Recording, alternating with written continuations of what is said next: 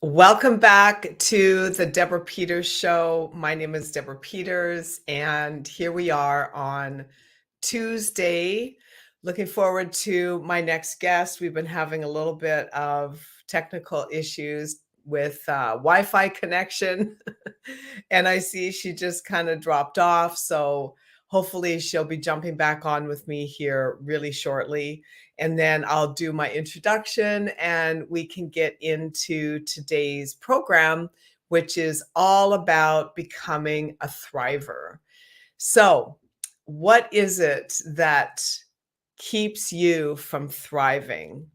I was looking at this recently in my own life. We're always going through all sorts of shifts and changes. And as a human being, just being willing to be flexible in how you live your life, how you run your thoughts, how you go after your goals, how you manage relationships. And that's always a whopper.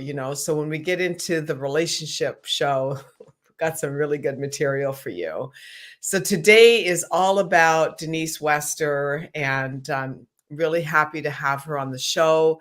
This is someone who has repatterned her entire life, coming out of a cult religion, and is in the construction industry while writing a book and helping other people get on track in every area of their life. So we're going to get into some of those tools today, and I'm going to have Denise share with you um, what's really been working for her in being able to pivot and head a completely different direction. So, Denise, welcome to the Deborah Peters Show. Great to have you. Hey, thank you so much for having me. I'm so looking forward to the conversation and getting to meet your audience. It's a bit of a delay to the audience just watching, so forgive me for that. Just kind of hang in there. You know how internet connections can be sometimes. So yeah, it's really great to have you. I really would like to know uh, what you what was the turning point for you in freeing yourself from a cult religion? What enabled you to make that pivot? Well, it was a very interesting question because I was married and my husband and I had moved away from where I grew up with my family all around us, and we started making friends in the neighborhood. And it was so freeing to have friends that weren't of the religion and seeing life besides the restrictions that we were living under, being kind of under the watchful eye of my family and all those who knew me in this small town. So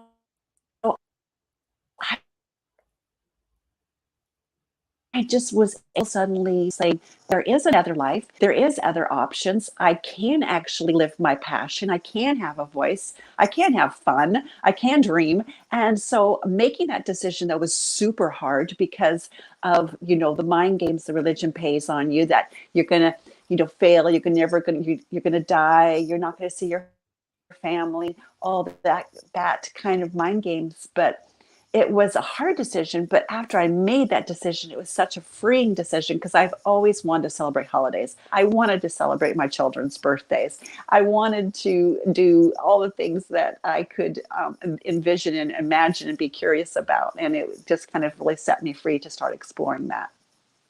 Absolutely. So when you talk about restriction, so isn't it it's the restriction that we experience sometimes, if not all the time, that actually is the driver behind change. When you look at the contrast of living life, we can look at our lives and say, hey, I don't like this. I don't like this. I know what I don't want. Um, I don't want to have this experience anymore. I don't want to have these kinds of relationships or this level of scarcity or poverty. I don't want to have this this body that's ill or obese or struggling to be active. When we start looking at what we don't want, then it usually triggers us to go toward what we do want. So what was the one thing? Like, there's always a thing where you just are like, I'm sick and tired of this. Enough. I'm changing my life. What was that one thing for you? Well, several things, but I think the most thing was like my family started spying on me and having the neighbors that were other neighbors that were of their religion spying on me. And I was like, this is so wrong on so many levels of that, they were taking my kids to babysit and then they were grilling my children about what I was doing. And it's like, you don't mess with my kids. You don't start There you spying on me. go. And it's like, you just don't do that. That is so wrong. And how they justified it was just so wrong. And seeing that, and it's like, nope, I'm done. It was the I mama drew the bear in line. you. Yeah, it was the mama bear in you Don't going, mess. okay, do not mess with Yeah. my children. Yeah. Right. Don't start playing head games on them. It's like, exactly. And so that whole, let's call it other life that you led, um, Hmm. really created some kind of a psychology, when we're trained.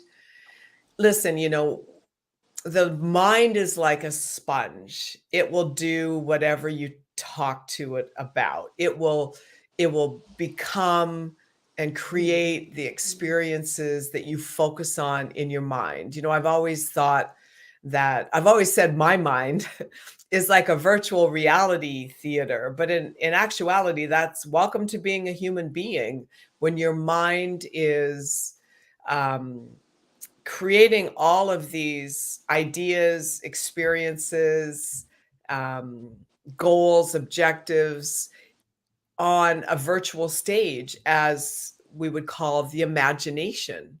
It is what you imagine that comes to fruition. So it kind of did you a favor in a sense, it was an experience that you went through that when you did decide this is enough, starting and wanting to protect your children, you changed your life in a completely different direction.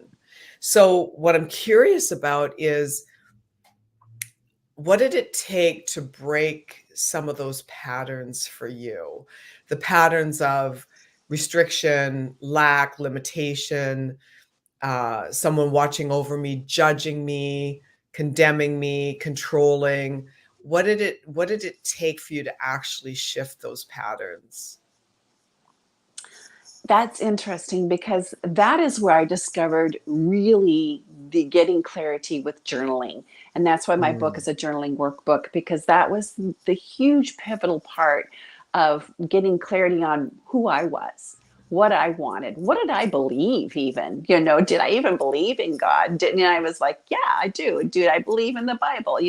So I just started asking myself all these questions, just getting down and dirty with myself and Mm. getting that clarity for myself was so empowering, and it's like that was like taking baby steps with my own beliefs, taking baby steps to identify what Denise wanted, what Denise believed.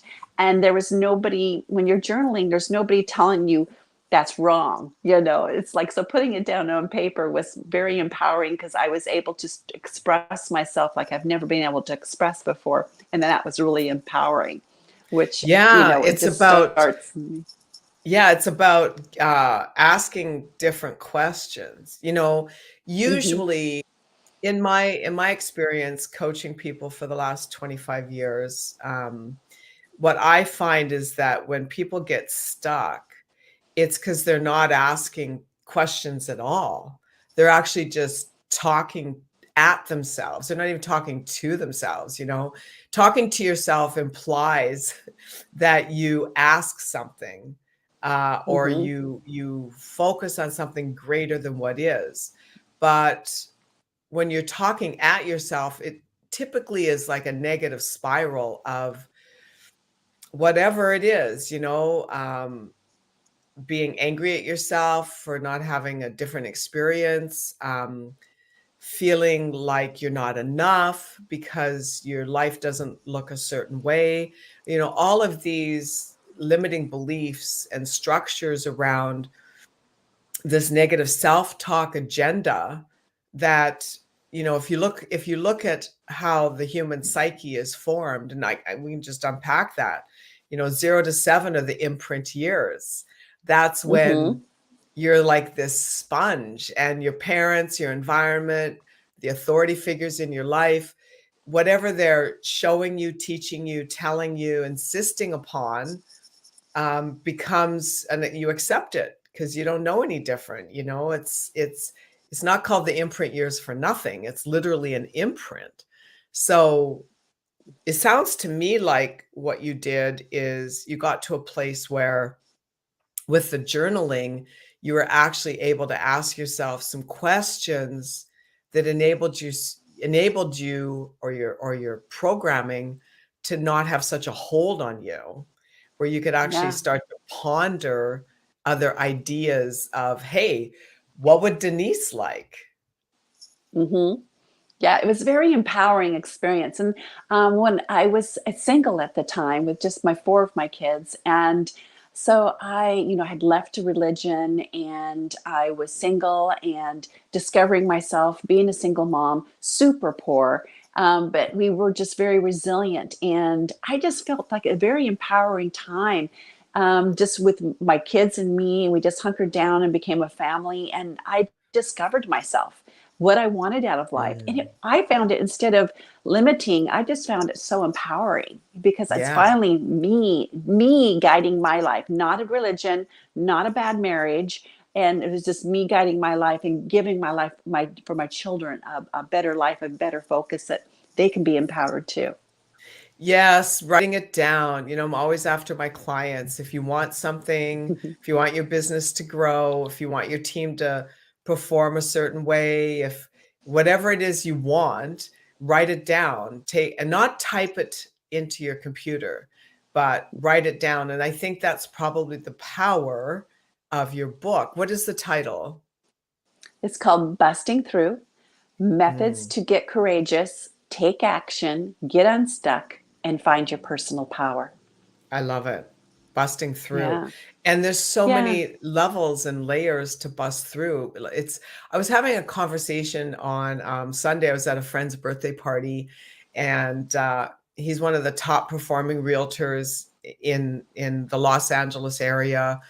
He also plays in a band. And the last time I worked with him, he had stopped his music.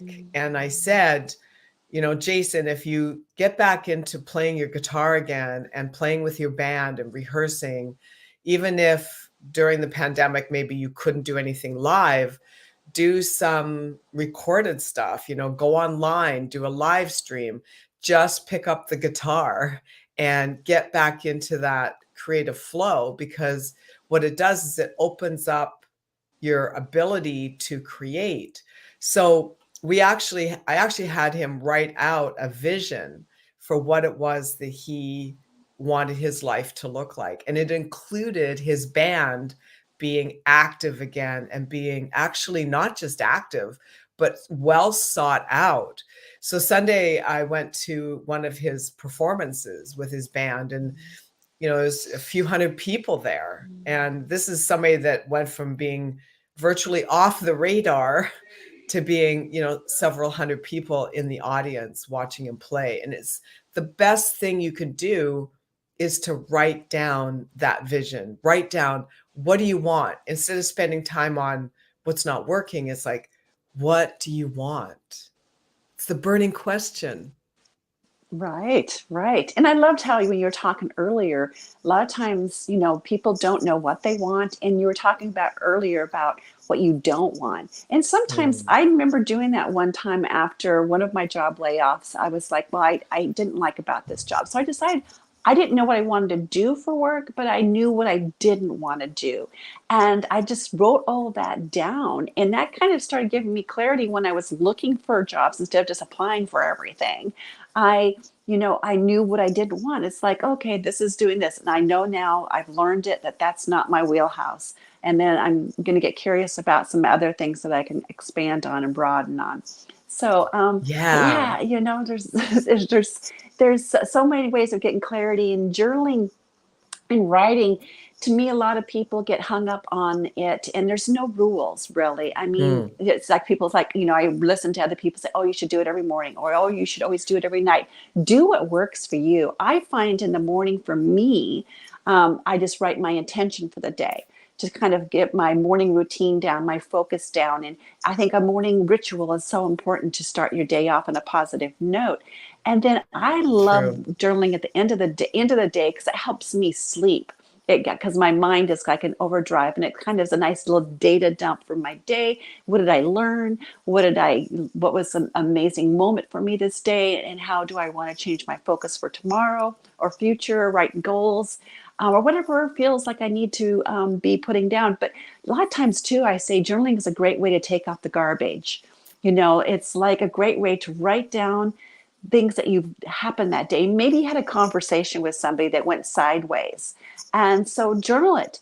And then journal how you would have liked to see that conversation go. So it's almost a script for next time you're in that situation. You've got it already figured out. You've journaled it. You've got walked through it. Like, this didn't work before. I reacted wrong. I got the ego in the way, Yeah. etc. So this is the way I'm going to move forward by if this conversation happens again. So you kind of empowered yourself instead of spinning out of control in your mind about this horrible conversation. You're like beating yourself up. No, make a plan, make a strategy to fix it. And that's what you can do with all your stories with journaling. Write them out, write out the Yes. stories. Yeah. So it's interesting, I like to sort of dial in on language patterns. And my favorite saying is that, there's nothing to fix. We just do the best we can with the resources that we have in the moment. And so most of the time when we don't respond in a way that we could have or would have liked to get our desired outcome, it typically means we're triggered. So I like to use journaling to identify and release triggers. What is it about this situation with this person that has me all, fired up and has me lit up like a Christmas tree? And then be able to lay it out on paper for two reasons. One, it enables me to say, to myself, listen, you're doing just fine. You're on your path. My path is coming to me. I'm adjusting as I go in becoming a greater version of me. So I can cut myself some slack and not beat myself down for not have had the tools in the moment, or not have being able to access the tools that I have in the moment because I was triggered. It also enables me to see what the root cause of that trigger is. So maybe I'm angry today, or I'm fearful, or I'm sad, or whatever it is, but what is it really about, you know? Mm-hmm. And being able to look at that. Like, I'll give you an example. I have a client that I've worked with several times over the last 20 years.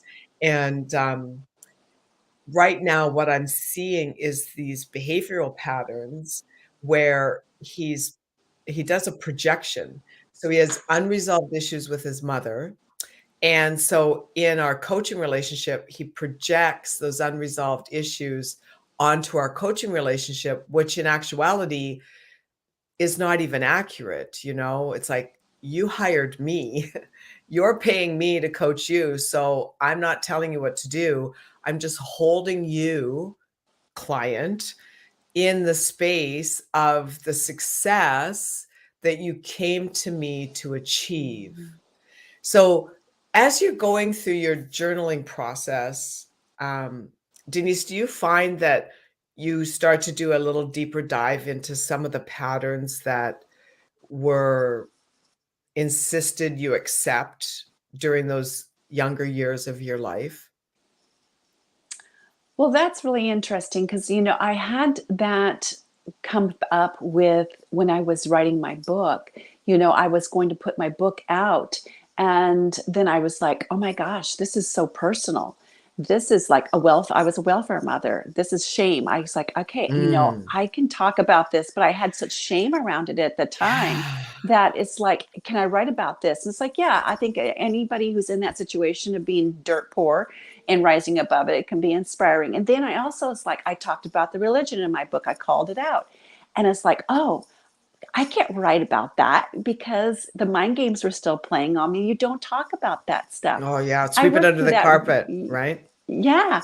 And so I worked that through with journaling. It's like, does any of this really hold me? It's just the old mind games that I had at the time, being ashamed of being poor, being ashamed of being a welfare mother. And then you don't talk about the religion. So I realized that those mind Mm. games were still holding me back, but it took me 2 seconds of journaling Wow. to like see it, turn it around, and then know that I was doing this. I was writing this book to empower others and to help share the methods that have seen me through all these pivots in my life. And to set yourself free. I want to just kind of back up Exactly. for a second. Yeah, to set yourself free because it's in the choosing, because everything's a choice, and Hmm. this is where it kind of can get a little hard to look at. But I'm going to save that for a second. So one of the things I want to just kind of back up to, uh, you mentioned that you were a single mom. So obviously your marriage ended. Do you Hmm. think that it ended because you guys chose to leave the church, or did it end because you left the church and he wasn't ready to? Like, what was the Oh, it had demise of nothing. that? Yeah, it had nothing to do with the religion. He became an addict, and so I decided to separate my kids and myself from that kind of a situation. Yeah. But thank you for being so honest. Um, becoming an addict, religion is an addiction. When you're in a cult, it is an addiction. That is addictive behavior, accepting something over and above your own relationship with God, which is your personal power. So that's fascinating.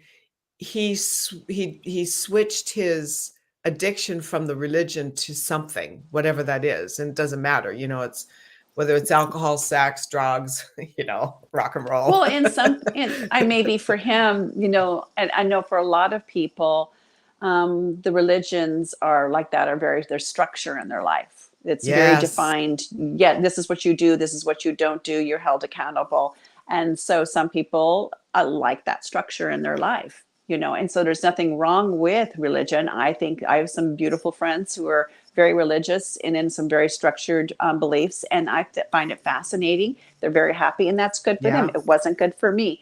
And I think as you talk about, his substance abuse addiction could have been because he didn't have that structure in his life telling him right and wrong. Sure, sure, absolutely. Because again, it's the programming and conditioning we receive early in life that at some point as an adult, we we get to choose, are we going to continue this pattern, um, or are there other paths that we can choose? And I suppose that the first step is knowing you even have a choice.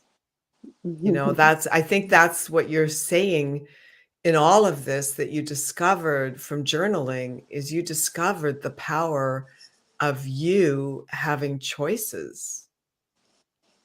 Absolutely. Absolutely. Finding your own power and your own choice in life and freeing yourself from the control is a beautiful thing. And I think this is an amazing planet. There's so many things to offer us and experience. And as I talk about in my book, I think my belief and I discovered is my purpose in life is to live life with passion and be curious. And so that's what I do. I'm always curious. I try new things all the time. It doesn't Mhm. mean that I'm a flip flopper and never settle on anything. It means that I'm curious and I explore this beautiful planet and people and experiences that are out there. And I think so many people feel that same loss. They think, oh, I should know what I want to do with my life. I hear Right. that so much. There's some blessed people that know from the day they're born they want to be a doctor or they want to be a lawyer. And that's amazing. I find that amazing that they dedicate themselves like that. But then there's some, like, I think there's a majority of people that think they're, because they're told what you should know what you want to do. I remember going to a junior high conference with one of my kids, and the teacher is like, she doesn't know what she wants to do with her life. And it's like, I still don't. And that's okay. It's like, what pressure. They Well, were putting so much pressure on these yes, kids. because here's the thing. It's like our societal structure has taught us that there's right and wrong about who we allow ourselves to become. And if we don't live it this way, then we're wrong. And if we live it this way, then we're right. So there's this program, this insidious underlying program throughout humanity of the rightness and wrongness of who we are. And that in and of itself keeps us from even exploring and being willing to take a risk on ourselves and step outside of our comfort zones. I mean, you used my favorite word, and that's curious. Be curious. What's interesting about this is there's a right and wrong way to the resume life. So what's the resume life? The resume life is I go through school, I go to college, I pick something, I pick one thing, and then I go for it. I get my job, I get my husband or wife, I get my picket fence, I get my kids. And hey, listen, I'm all about the family unit. So that's not what I'm saying Mhm. here. I'm saying it's about how you think about the rightness and the wrongness of it. Because you made a really good point, Denise, when you said it's not that I'm scattered or whatever the word was you used about not focusing on any one thing.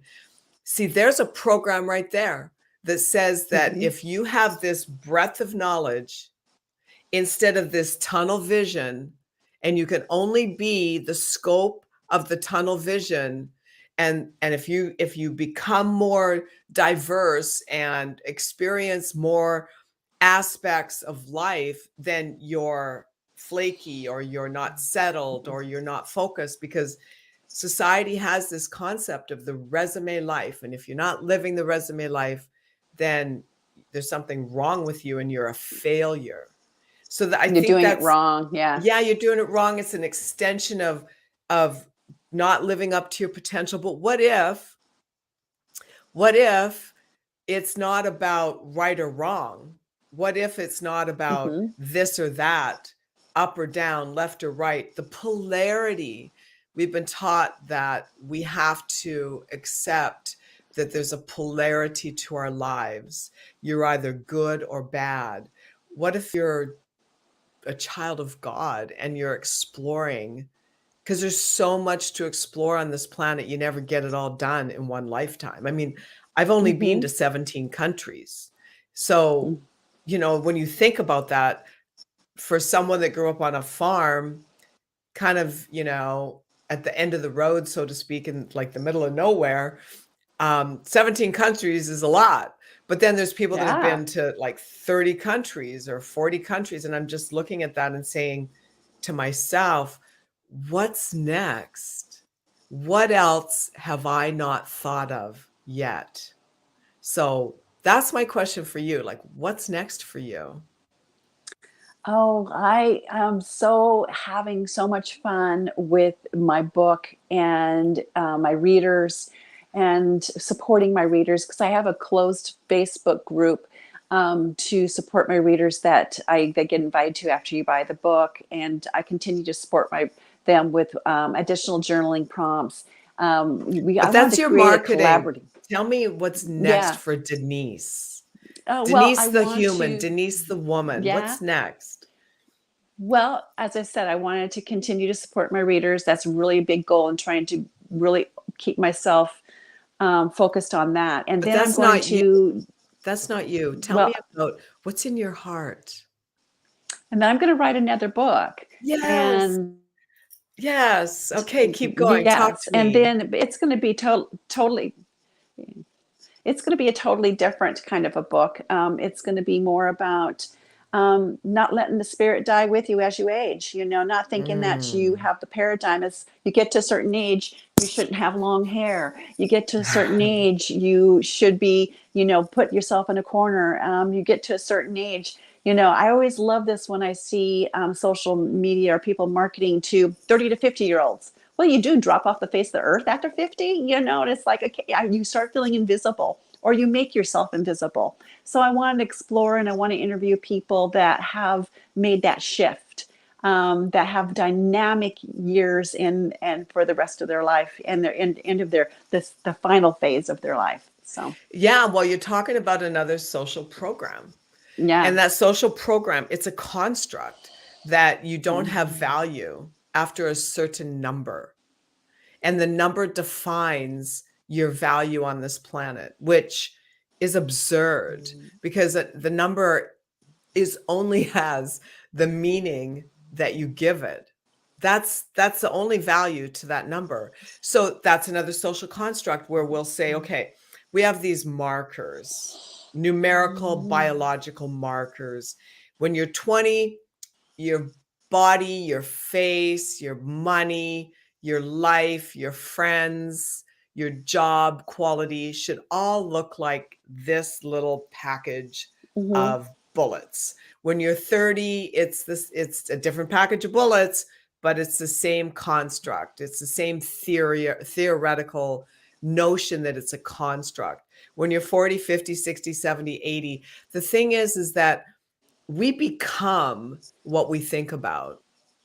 And this is for everyone watching, when you think thoughts of anger, resentment, fear, doubt, loss, lack, scarcity, poverty, whatever it is you're focusing on, that's what you become. A couple episodes ago, I was talking about this um, tool that it's what you consume. Our consumption is what we eat, what we think, what we drink, what we smell, who we're in relationship with, what we talk about, what we think about, the television we watch, the social media we engage in, all of it is consumption. And so with this process of you offering an idea for people to identify and relate to themselves in a new way, not the number, not the social Mhm. construct of what society says you should think, act, look, feel, length of your hair, I'm with you, girl, in your life. And you're saying, wait a minute, it has nothing to do with any of that. The quality of your life and the quality of your experiences is always about the spirit of you. And that Mhm. is not defined by a number. And it's also not defined by a bank account or name dropping or your zip code, right? I have some family members that are all about the bling and the zip code and like, who do you know, what do you drive, and where do you live? And it holds them back from being happy, but they don't they can't see that because they're too engaged with their Louis Vuitton handbags to Mhm. actually be living their lives to a great fulfillment. So Exactly. tell me a little more about this spirit of who we are.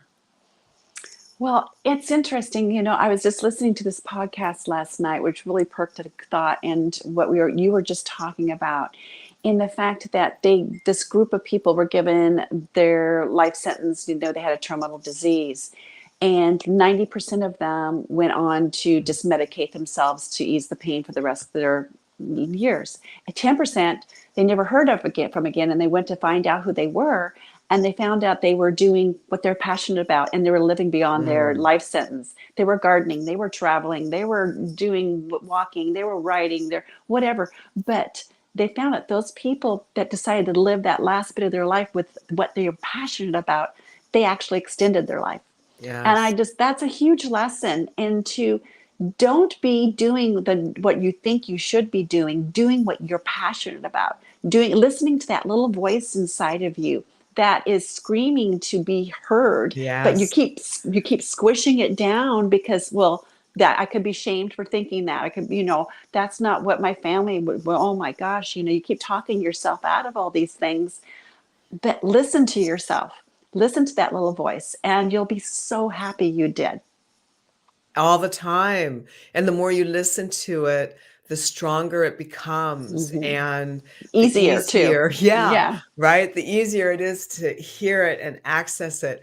I want to add something to that because there's times where I am not um, hearing the voice as much as others. And I think this is a worthy conversation to have because everybody goes through this. And it can wane and wax from day to day, from moment to moment, from week to week, and month to month, depending on what's going on in your life. So it's really about stabilizing the relationship that you have with yourself so that that voice comes through all of the time, and especially when you need it the most. We call that a miracle.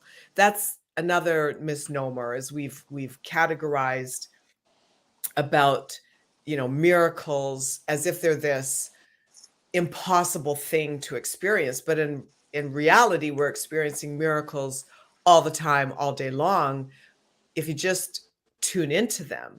So one thing that I do is, well, there's a couple things. So one thing I do is I meditate every Hmm. day. And it's so funny because I had to teach this to myself years ago. It's been well over a decade that I've been meditating every day. And I had no idea really how to do it. So I just would sit. And I thought, if I can sit here for 10 minutes and keep clearing my mind as the thoughts come up and find just even like 5 seconds, 10 seconds, 20 seconds of just peace and silence where there's no chatter going on in my mind, I've achieved it. So for those of you that don't think you can meditate, that's how you do it. When you're trying to meditate, you're actually meditating. So that's one thing. Another thing I do is I'll say the words right out loud. It's like, Hmm. okay, God, show me. Like, step in here and take this on. And then all sorts of cool stuff pops. Like, I'll ask before I go to sleep, I'll ask in the morning, I'll ask throughout the day, show me you are present in my life. And then I will get like an idea to call someone, and I'll pick up the phone and boom, I get a yes to my question. It's like so easy. But the thing is that you have to be willing, right? You have to be Hmm. willing to journal, Denise. You have to be willing to ask for more. You have to be curious about your life. You have to be desirous of more greater experiences. And I'm really would love to know, like, because you've been through hell and back, and I appreciate you being on here today and being so transparent about this life journey of yours. So what is it for you that enables you to dial back in when you fall out of range of the Holy Spirit guiding your life? Like, how do you do that? What's it? Anything? Yeah. Well, I call it mapping my day out for success. The M is first one is meditation, as you talked about. I start my day each day and I end each day with meditation. And the second M in mapping is move. I make sure I exercise in some form every single day. And then A is for affirmations, to reprogram that brain from all those negative thinkings. I make sure I'm always affirming what I do want and what I want to be. And then P is for being present. Mm. Always be present with others when you're listening, or being present also means to be present to what you need, listening to your own self, listening to your own body, what you need. And then the G is for being grateful. Always be grateful. Have Yes. gratitude in your life. And so that is some of the principles in my book that help me pivot out of the stuff that usually would take me down. Just because I have these things, these tools in my life doesn't mean I don't have obstacles, but Right. it means I've put together a system, a routine in my life, and some principles in my life to help me pivot out of them without it taking me down. Yes, isn't that the key? It's like if you can catch it before you get too far down the rabbit Mhm. hole of despair or Exactly. whatever, Exactly. it's easier to pull out. And that makes such good sense. If you're whatever you're doing, if you're about to take a header down the stairs and you catch Mm-hmm. yourself before hit that first step, it's easier to stop the fall. And that's really powerful, is Mm-hmm. that having a routine, sticking to it to the greatest ability that you can. It's kind of like eating healthy. It's the 80-20 rule. If you can eat healthy 80% of the time, you can have the odd cocktail and it's not going to throw you into a tailspin. So it's the same thing with having that morning routine and that evening routine. And, maybe you go out with your friends in the evenings sometimes and you don't get to do your routine. It's okay. It's It's okay. okay. Be gentle with Mm. yourself. So, how are they going to get this book of yours? Well, you get it on Amazon. Just put in the search engine there on Amazon, Denise Wester Busting Through, and it should pop up a beautiful blue cover. And Nice. yeah. Or you can always reach out to me, pr@denisewester.com.